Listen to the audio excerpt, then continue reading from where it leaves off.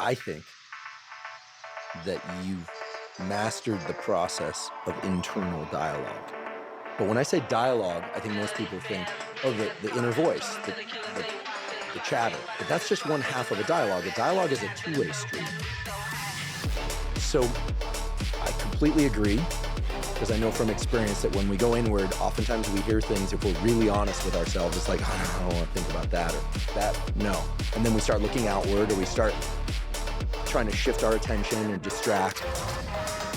And there are a million reasons that are handed to us, excuses and seemingly good justifications to be able to do that.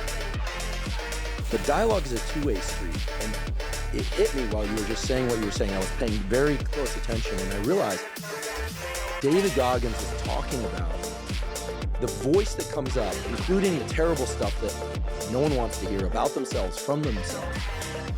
But then he's also got the dialogue down where he knows the counter voice. He goes, yeah, you're right, and so I'm going to do this. Or maybe, no, remember this. You're in a dialogue, a two-way dialogue, not a one-way chatter dialogue. There are books written by famous psychologists about chatter, trying to shift your internal narrative. You're like, bring the internal narrative. That's what going inward is about. But it's not one voice. Again, there's a hypothesis. I'm not claiming to be all-knowing.